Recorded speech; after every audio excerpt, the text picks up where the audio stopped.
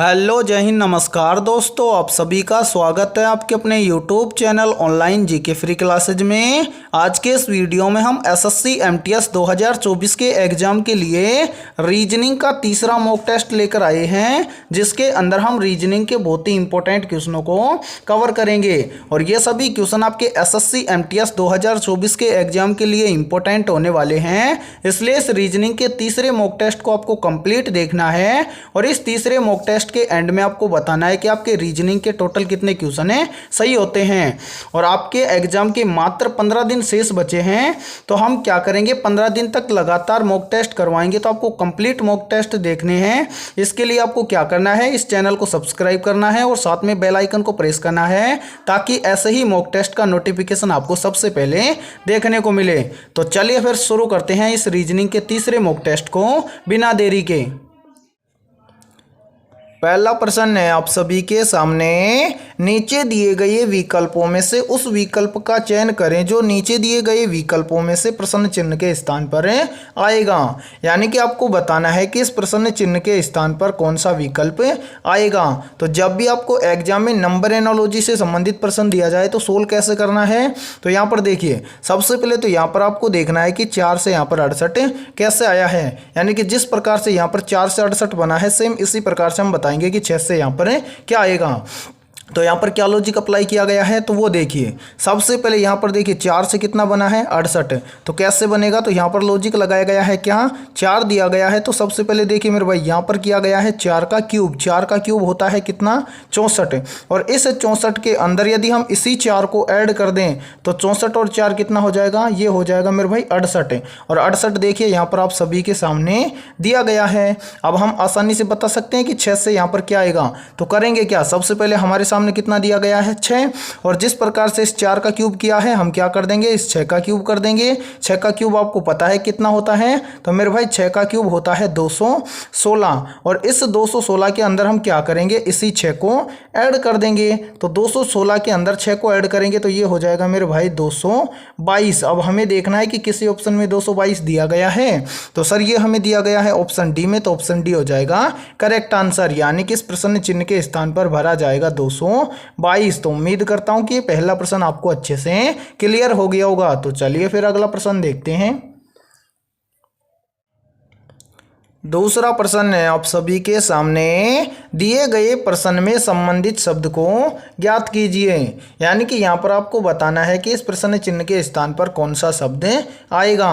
तो मेरे भाई देखिए, ऐसे प्रश्न को आप एसएससी एमटीएस के एग्जाम के अंदर बिना पेन उठाए सोल्व कर सकते हैं। कैसे, तो वो देखिए।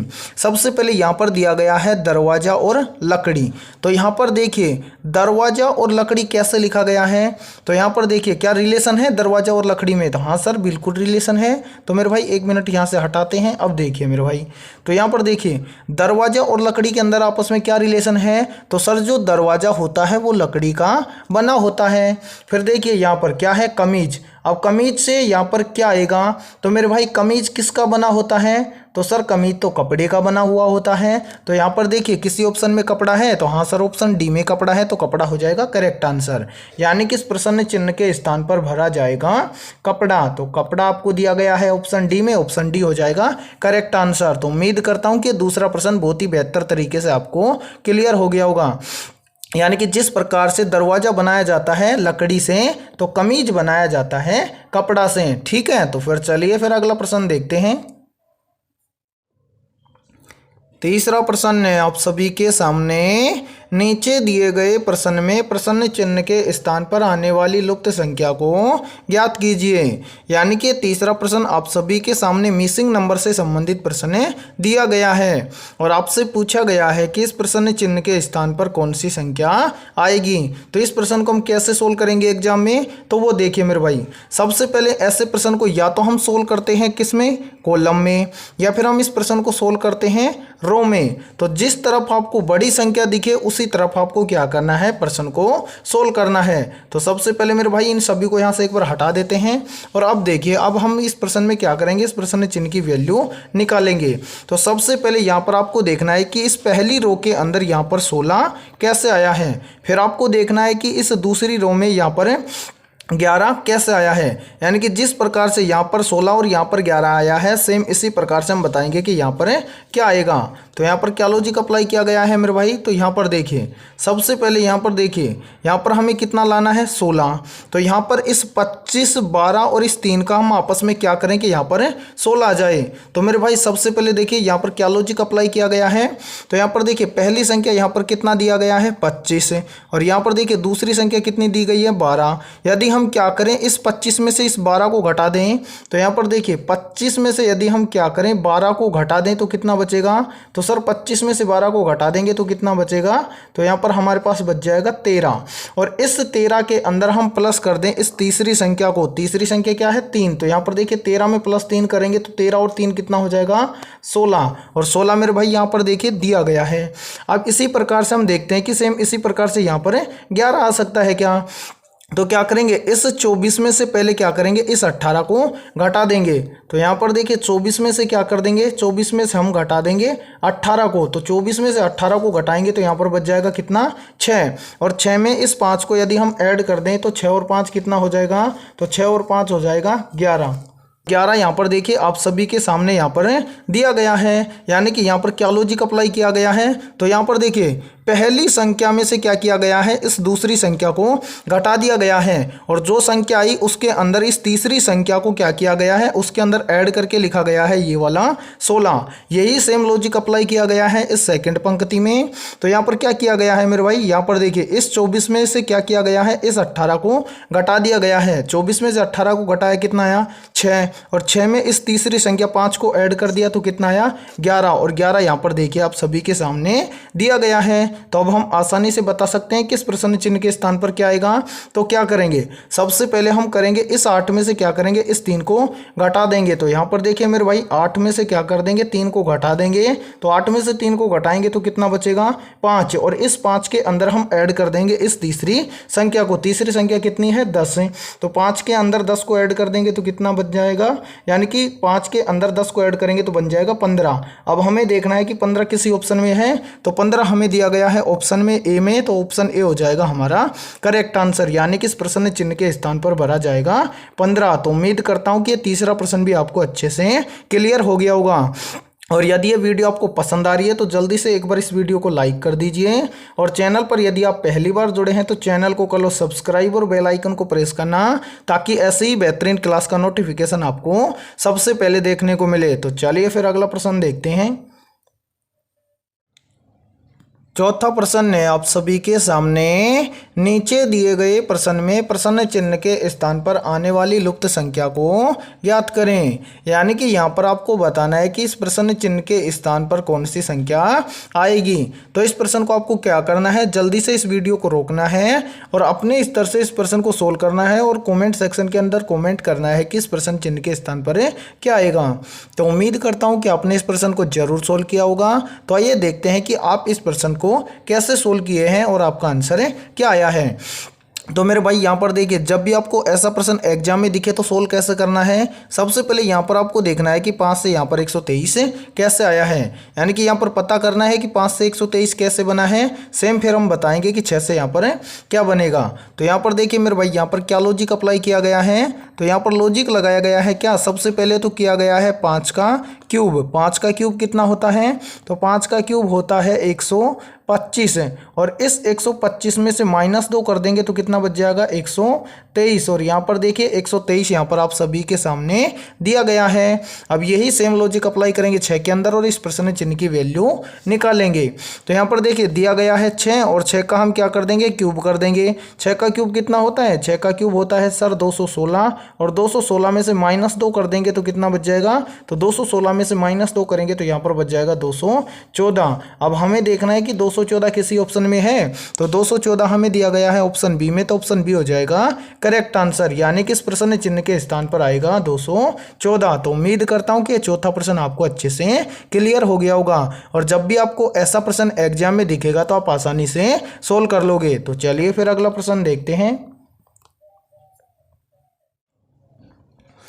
पांचवा प्रश्न है आप सभी के सामने, वह आरेख चुनिए जो नीचे दिए गए वर्गों के बीच संबंध को सही निरूपित करता है।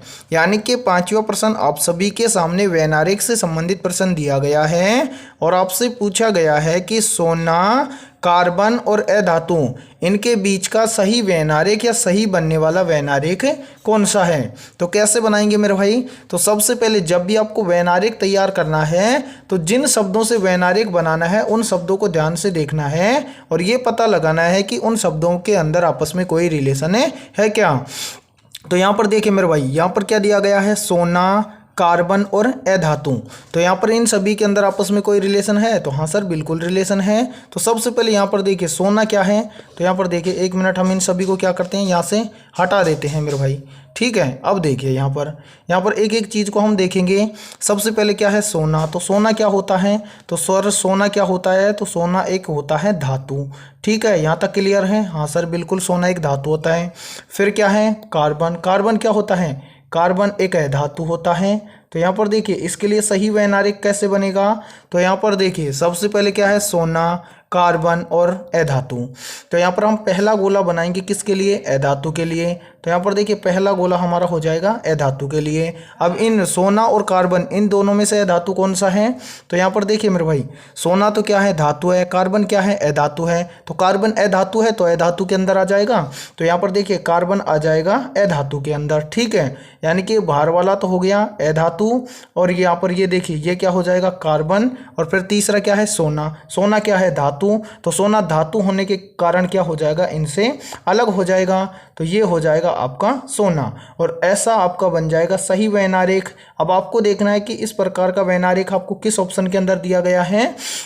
तो सर ये वेन आरेख तो हमें ऑप्शन डी में दिया गया है, तो ऑप्शन डी हो जाएगा हमारा करेक्ट आंसर। तो उम्मीद करता हूं कि पांचवा प्रश्न भी आपको अच्छे से क्लियर हो गया होगा। तो चलिए फिर अगला प्रश्न देखते हैं।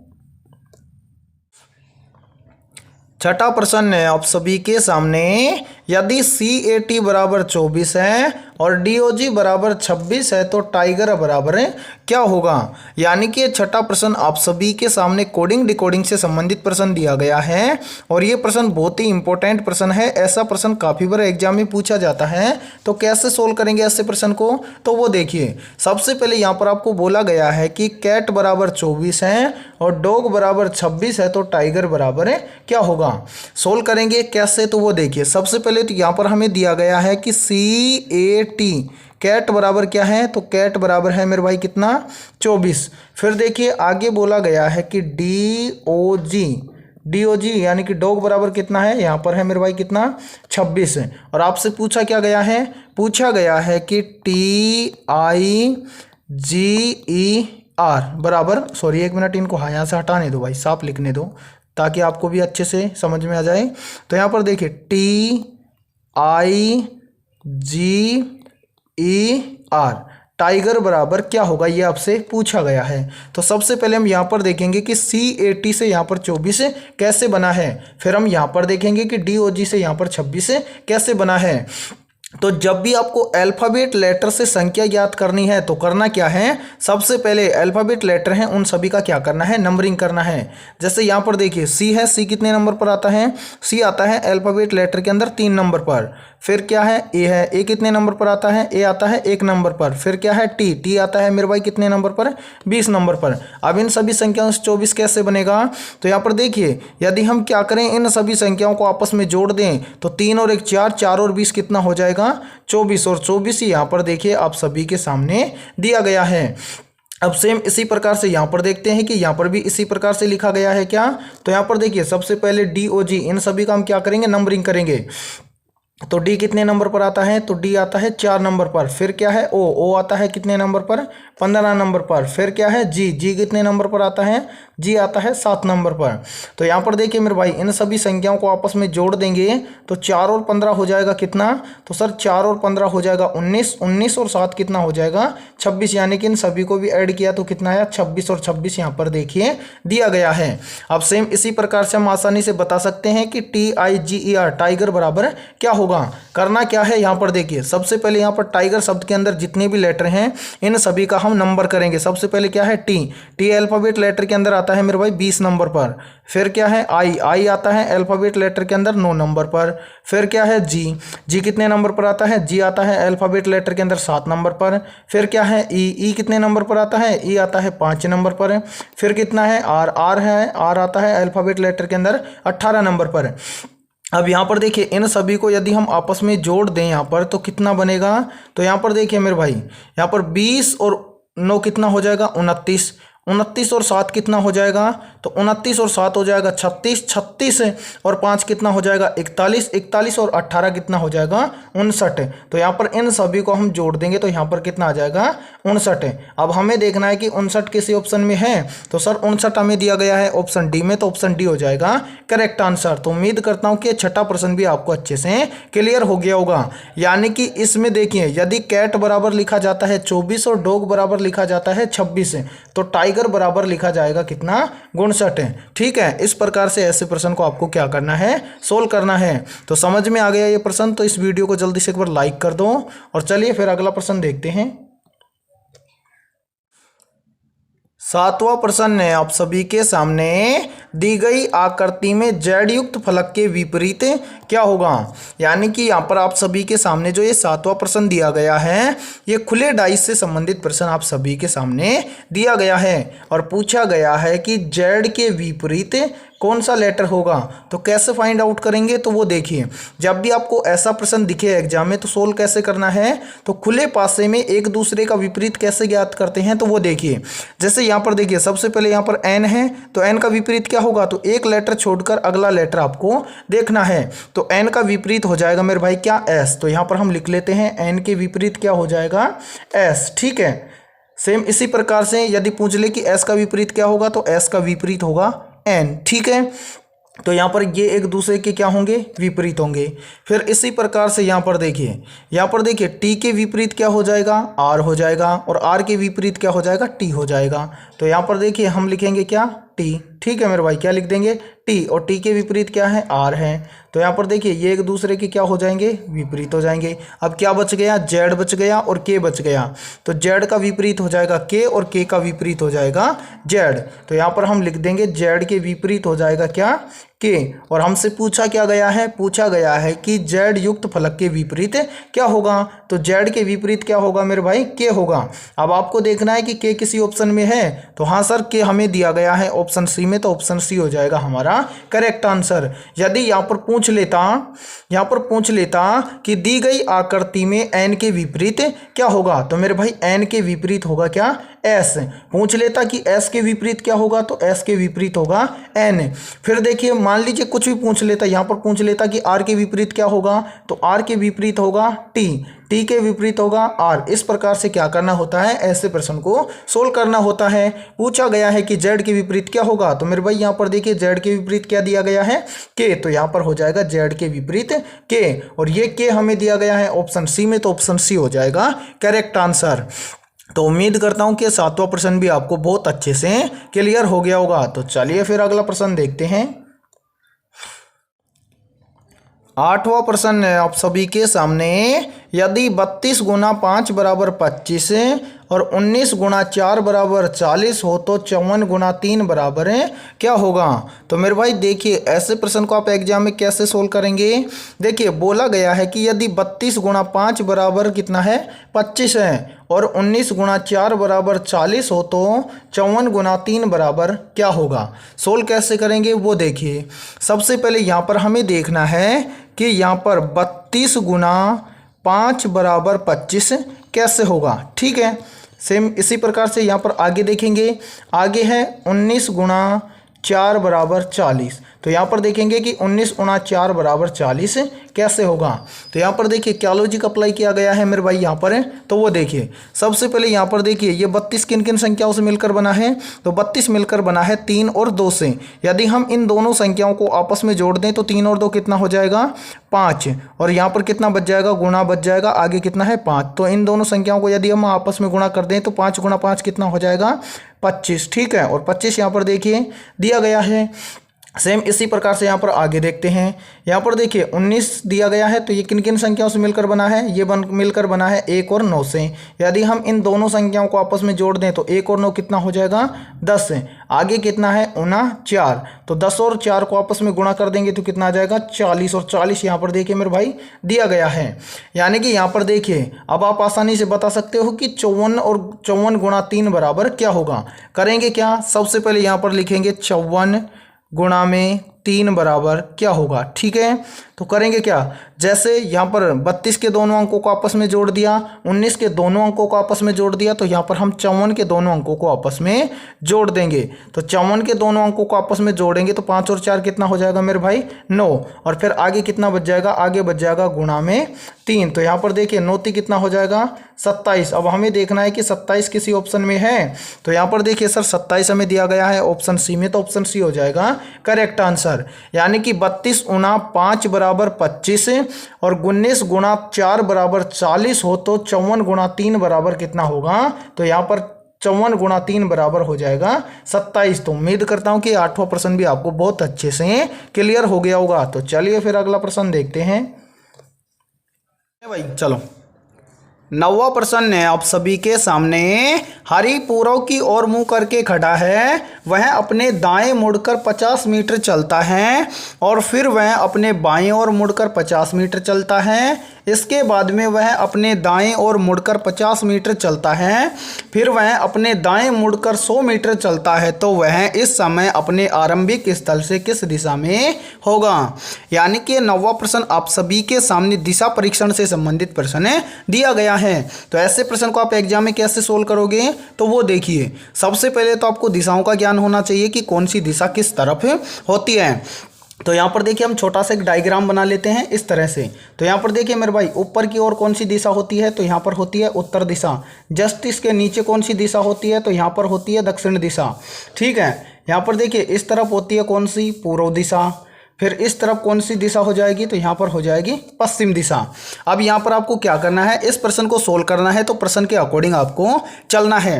देखिए प्रश्न में बोला है कि हरि पूर्व की ओर मुंह करके खड़ा है, तो इस नक्शे में देखिए पूर्व किस तरफ है, इधर है। तो यहाँ पर देखिए मान लीजिए यहाँ पर कौन है, एक मिनट मेरे भाई यहाँ पर रुकिए। अब देखिए यहाँ पर मान लीजिए कौन है, तो यहाँ पर कौन है, एक हरि नाम का लड़का है और वो किस तरफ मुंह करके खड़ा है, पूर्व की ओर मुंह करके खड़ा है। फिर देखिए आगे बोला गया है कि वह अपने दाएं मुड़कर 50 मीटर चलता है, तो इसका दायां हो जाएगा नीचे की तरफ। तो यहाँ पर देखिए वो कितना चलता है, तो वो नीचे की ओर यानी कि दाईं ओर चलता है कितना, 50 मीटर। तो यहाँ पर हम लिख देंगे 50 मीटर। ठीक है, फिर देखिए आगे बोला गया है कि और फिर वह अपने बाएं मुड़कर 50 मीटर चलता है, तो यहाँ पर देखिए इसका बायां किधर हो जाएगा, तो इसका बायां हो जाएगा मेरे भाई इस तरफ। तो कितना चलता है वो चलता है 50 मीटर। तो यहाँ पर देखिए 50 मीटर चलता है। फिर देखिए इसके बाद में वह अपने दाएं ओर मुड़कर कितना चलता है, 50 मीटर। तो इसका दायां हो जाएगा मेरे भाई नीचे की ओर। तो यहाँ पर कितना चलता है, वो चलता है 50 मीटर। इसके बाद में देखिए फिर बोला गया है कि फिर वह अपने दाएं मुड़ता है और 100 मीटर चलता है, तो इसका दायां हो जाएगा मेरे भाई इस तरफ। और कितना चलता है, तो वो चलता है 100 मीटर। तो यहाँ पर हम लिख देंगे 100 मीटर। अब आगे आपसे पूछा गया है कि 100 मीटर चलता है तो वह इस समय अपने आरंभिक बिंदु से किस दिशा में है। तो मेरे भाई यहाँ पर देखिए अब वो यहाँ पर किस दिशा में है, इस दिशा में है। तो इस नक्शा में देखिए इस तरफ कौन सी दिशा है, तो इधर है सर पश्चिम दिशा। तो यहाँ पर अब वो प्रेजेंट में किस दिशा में है, तो वो है पश्चिम दिशा में। पश्चिम किसी ऑप्शन में है, तो हाँ सर पश्चिम दिया गया है ऑप्शन बी में, तो ऑप्शन बी हो जाएगा करेक्ट आंसर। यानी कि वो अब प्रेजेंट के अंदर किस दिशा में है, पश्चिम दिशा में है। तो 9 के अंदर हो जाएगा सभी का करेक्ट आंसर ऑप्शन है बी। इस तरह से आपको दिशा परीक्षण वाले प्रश्नों को सोल्व करना है। तो चलिए फिर अगला प्रश्न देखते हैं। 10वां प्रश्न है आप सभी के सामने। नीचे दिए गए प्रश्न में प्रश्न चिन्ह के स्थान पर आने वाले अक्षरों को ज्ञात करें। यानी कि यहाँ पर आपको बताना है कि इस प्रश्न चिन्ह के स्थान पर कौन से अक्षर आएंगे। तो ऐसे प्रश्न को आप एग्जाम में कैसे सोल्व करेंगे, तो वो देखिए सबसे पहले यहाँ पर आपको देखना है कि FH बराबर LP कैसे लिखा गया है। यानी कि जिस प्रकार से FH से यहाँ पर लिखा गया है LP, सेम इसी प्रकार से हम बताएंगे कि KD डी से यहाँ पर क्या लिखा जाएगा। तो सोल्व कैसे करेंगे मेरे भाई, तो यहाँ पर देखिए सबसे पहले इनको हटा देते हैं। अब देखिए सबसे पहले यहाँ पर आपको देखना है कि एफ एच से यहाँ पर एल पी कैसे लिखा गया है। तो सबसे पहले यहाँ पर लेटर में आपको नहीं समझ में आए तो आपको क्या करना है, नंबर कर लेना है, सिंपल है। यहाँ पर देखिए सबसे पहले क्या है एफ कितने नंबर पर आता है, तो सर एफ आता है 6 नंबर पर। फिर क्या है एच कितने नंबर पर आता है, 8 नंबर पर आता है। सेम इसी प्रकार से यहाँ पर देखिए यहाँ पर क्या है एल कितने नंबर पर आता है, तो सर एल आता है कितने नंबर पर मेरे भाई, 12 नंबर पर। तो यहाँ पर हम लिख देंगे 12। फिर क्या है पी कितने नंबर पर आता है, तो सर पी आता है 16 नंबर पर। अब मेरे भाई यहाँ पर देखिए यहाँ पर एफ से क्या हुआ है एल, तो यानी कि 6 से क्या हुआ है 12। तो 6 से 12 कैसे हो जाएगा, तो यहाँ पर देखिए यदि हम 6 का 2 गुना कर दें तो कितना होता है, 6 का 2 गुना 12। देखिए 12 लिखा गया है, यानी कि एफ के अंदर 6 जोड़कर लिखा गया है एल, ठीक है। तो सेम इसी प्रकार से देखिए फिर एच से क्या हुआ है, एच से हुआ है पी, यानी कि 8 से कितना हुआ है 16। 8 से 16 कैसे हो जाएगा, यानी कि 8 का भी हम 2 गुना कर दें तो 8 का 2 गुना कितना होता है 16, यानी कि एच के अंदर भी हम 8 जोड़ दें तो क्या होता है 16 और 16 पर क्या आता है पी। यानी कि देखिए क्या किया गया है, एफ का 2 गुना करके, यानी कि एफ लेटर जो आता है वो 6 नंबर पर आता है और 6 का 2 गुना करके लिखा गया है यानी कि 12 पर क्या आता है एल। सेम इस प्रकार से लिखा गया है। फिर एस से लिखा गया है पी, एस से पी कैसे लिखा गया है, एच आता है 8 पर, 8 का 2 गुना किया कितना आता है 16, और देखिए 16 पर क्या आता है पी, तो एच को लिखा गया है पी। हम भी क्या करेंगे यहाँ पर देखिए के डी है, इनका लेटर का नंबर करेंगे और जो नंबर आएगा उनका 2 गुना करेंगे और जो 2 गुना करने पर जो नंबर आता है उनका लेटर लिखेंगे। तो सबसे पहले क्या है के है, तो यहाँ पर देखिए के कितने नंबर पर आता है, तो सर के आता है 11 नंबर पर। यहाँ पर देखिए क्या किया है 2 गुना, तो यहाँ पर भी हम 11 का क्या कर देंगे 2 गुना, तो 11 का 2 गुना कितना होता है 22, और 22 नंबर पर क्या आता है, तो सर 22 नंबर पर आता है वी। तो यहाँ पर देखिए के का संबंध हो जाएगा किसके साथ में, वी के साथ में। फिर क्या है डी, तो यहाँ पर देखिए डी कितने नंबर पर आता है, तो सर डी आता है 4 नंबर पर। 4 का भी क्या कर देंगे 2 गुना, तो 4 का 2 गुना कितना होता है 8, और 8 नंबर पर क्या आता है, तो सर 8 नंबर पर एच आता है। तो यहाँ पर देखिए वी के बाद में हम लिख देंगे एच, यानी कि एफ एच बराबर लिखा गया है क्या, या एफ एच को लिखा गया है एल पी, तो के डी को लिखा जाएगा वी एच। अब हमें देखना है कि वी एच किसी ऑप्शन में है, तो सर वी एच हमें दिया गया है ऑप्शन सी में, तो ऑप्शन सी हो जाएगा करेक्ट आंसर। तो उम्मीद करता हूं कि 10वां प्रश्न आपको अच्छे से क्लियर हो गया होगा। तो आज की इस वीडियो में इतना ही। वीडियो पसंद आई है तो इस वीडियो को जल्दी से एक बार लाइक कर दो, और चैनल पर यदि आप पहली बार जुड़े हो तो चैनल को कर लो सब्सक्राइब और बेल आइकन को प्रेस करना, ताकि ऐसी ही बेहतरीन क्लास का नोटिफिकेशन आपको सबसे पहले देखने को मिले। तो फिर मिलते हैं ऐसे ही इंपॉर्टेंट क्वेश्चनों के साथ सुबह 7 बजे।